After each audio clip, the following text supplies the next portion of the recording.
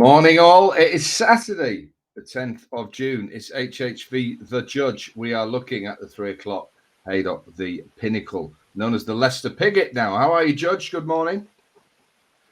Yes, I'm fine, thank you, mate. Nice to see them actually using a sort of like at least a group race for Leicester Pigget rather than a handicap, which I noticed the other day. I don't know.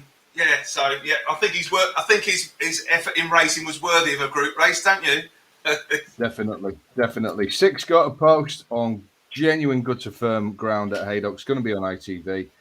It's a Class 1. It's a Group 3.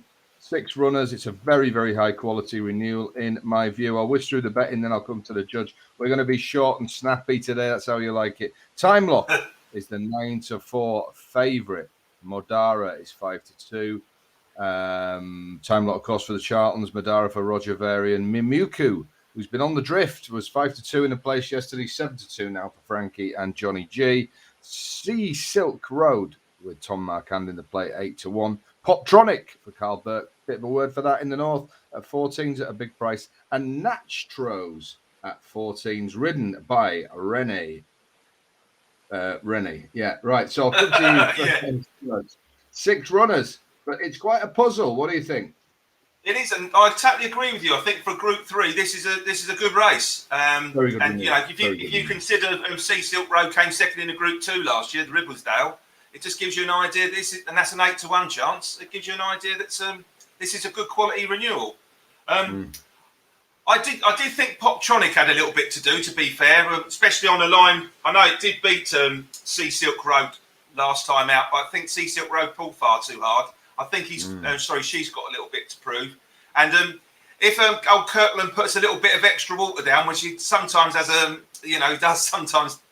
I think the German horse might be interesting. But I'm going to have to take the outsiders on for a change here. My idea of the bet in the race was a Time Lock. I think he's also Mimic You twice. And last year over course and distance, it was odds on to beat Mimic You and got beaten neck. It's got a huge 11-pound weight pull for that run. And since then, they pretty much gone similar paths. Whereas Mimic You's been winning, Time Locks just keeps getting chinned. But I still think around 9-4, it's a fair win bet myself.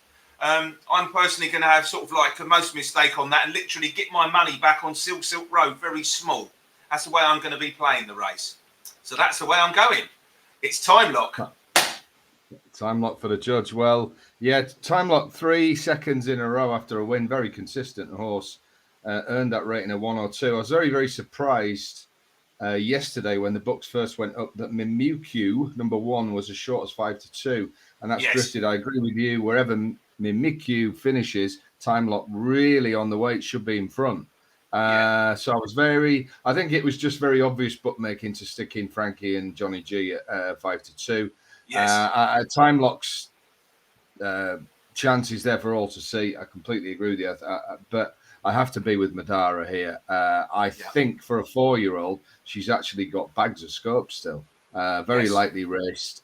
Very, very impressive at Kempton. Of course, that was on the all-weather, won by 13 lengths, but looked her horse going places. Varian was very quick to say that her future would be on turf straight after. She's by Debawi, and I think she's a filly that they're going to go places with this summer. I think she could be a class above these, and I think we might see something a bit exciting today. I really have heard that she's working the house down. There's a lot of confidence behind her. I think if she were to give the likes of Time Lock and Mimikyu a real good beating today, you could argue that she could even be Group 2 or above, because I think this is a very solid renewal. I think she's a very exciting horse, and though she hasn't done it on the track yet, and usually I say proof and form of a potential, I do think that race at Kempton showed that she is a serious racehorse. She won on a second start last year. I think she's going to win again today, and I'm having a decent whack on this Modara. So we are taking each other on at the top of the market, Judge. Judges goes with Time Lock, 9-4, best price you will get with that. We are, mate.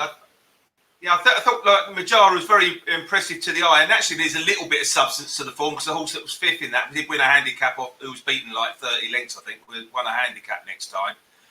But For me, I just thought that I like the solidity of the time lock form. You know, when you consider she finished just behind Osgoy, you know, she's come out and I just thought the price. Normally with these kind of horses, you know, like something like Madara, you think you'd be getting like 4 or 5 to 1, wouldn't you? I understand where you're coming from. Just thought it's a little bit short for the potential, but I could have egg on my face later, mate, and I'll expect the text message from you showing me. Exactly. This is HHV the judge. The judge is on time lock for Roger Charlton and Ryan Moore, and I am on Madara. One of us is going to be right, one of us is going to be wrong, or are we both going to be wrong? At 3 o'clock, we will find out. I shall see you on Monday, Judge, on your channel. Look forward to it, mate. Check it out. Judge's Jules will look back on Haydock, on Beverly, some great racing there. Whatever you're doing this afternoon, if you're enjoying the sunshine, if you're watching racing, have a great time. And as the judge always says, be lucky. Exactly. HOLDENS. Horses.